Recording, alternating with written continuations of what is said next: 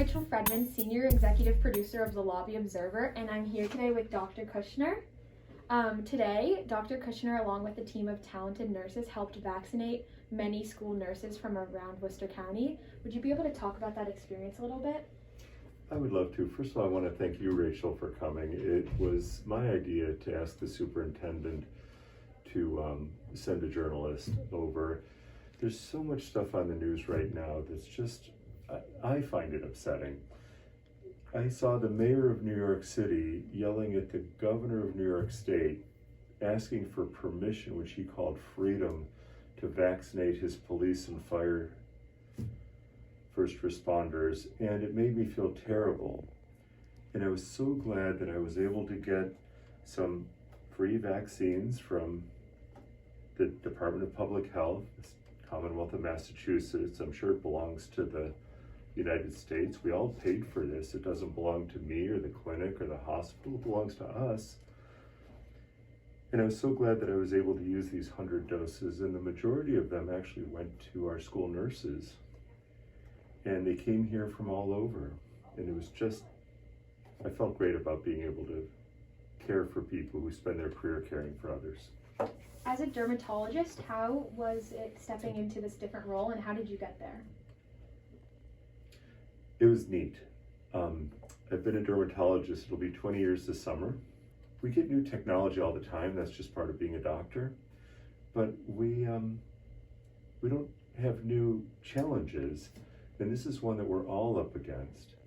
But not only was I able to take care of a new disease with new technology, I was able to use something that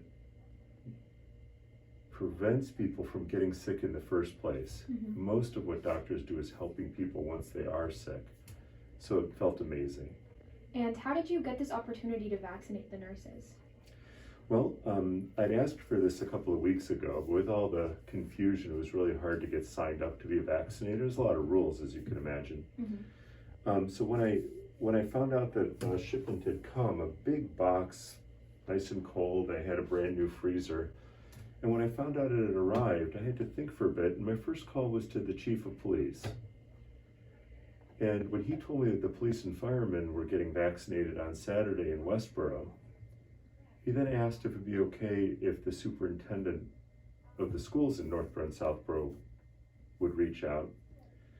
And when I talked to the superintendent of schools, I learned that the school nurses had volunteered to vaccinate the first responders. But for reasons that aren't clear to anyone, there weren't enough doses for them to vaccinate each other, which is one of the rules when you run a clinic.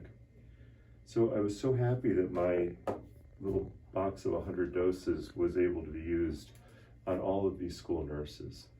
Yeah, that's amazing. And could you walk me through the process of getting everybody vaccinated today and what it looked like? Right, well, my phone's been ringing. So the box arrived 8 a.m. yesterday morning, less than 30 hours ago now that we've used our last dose. So I was able to get all of the shipment where it belonged. And we got about 100 people vaccinated, I've been counting, and we give their data to the state.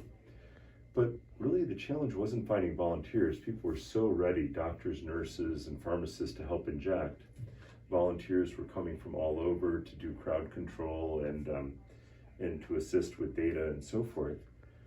What I was worried about is that I wouldn't have enough nurses, and if you open the bottle, that you have to discard it. And in these last 24 hours, I've probably talked to 6 superintendents and at least 10 or 12 leaders among school nurses who then told each other, and I just said, meet me at the office at 9 p.m. Thursday night and then 4 p.m. Friday afternoon. And they came from Waltham and Marlborough, Hudson and Shrewsbury, Northborough and Southborough, Berlin and Boylston and Grafton, Ashland. Oh, that's amazing. How did you feel being able to do something so important for all of these school nurses? Well, you know, doctors are blessed in that we really get to do wonderful things for people every day. Competent folks who are in a jam and can't take care of themselves. I mean, every day my office fills up with people who I can help. So it's hard to be in the right place at the right time to help someone. But what's particularly special about this is I was caring for caregivers. And when you get to help someone who dedicates her life to helping someone else, it feels very special. Yeah. And they couldn't do this for each other because they didn't have the vaccine. have the vaccine, yeah. And that's the only thing special that I was able to do, was quickly get a box of vaccine to do it. And you volunteered your time to do this as well, correct? Everybody did. Not only are we not allowed to charge, we would never charge. These belong to the United States. Mm-hmm. The vaccines were paid for by the American people. We all stayed home and made sure the scientists could get to Kendall Square and that the manufacturers could get the job done. Mm-hmm. And to see the United States government get the manufacturing and distribution obtained with certainty, the way they would if there were a war effort by the Department of Defense, and for the Department of Commerce to get the FDA to make sure that the approvals wouldn't leave us uncertain or disappointed, and then the Department of Health and Human Services prepared all the materials at the CDC so that the states could do that last mile and get the doses in the arms of the people who need them in the right order. Mm-hmm.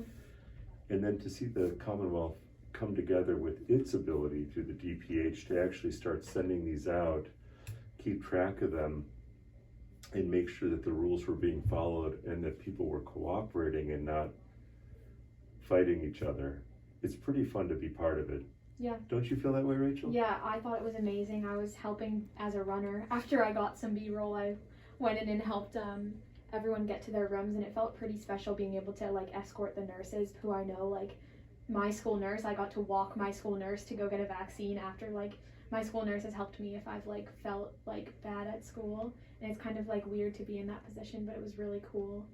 And I imagine that you feel the same way, if not on a larger scale. Sure. We've all had this experience when our own mother needs our help when we're little, Mm-hmm. and it just feels great when mom says, "Help me," and then you say, "What do you mean?" And she says, "No, I need you to help me." Mm-hmm. And that's how I feel when I have the opportunity to help a caregiver. Mm-hmm. Well, I just wanted to thank you for all the great work you're doing and for welcoming me and my paper to your office. And I'm really happy and proud that you're able to do all of this. So thank you for all your work. Oh, well, thank you for volunteering, and I'm happy and proud to be part of your story. All right, thank you.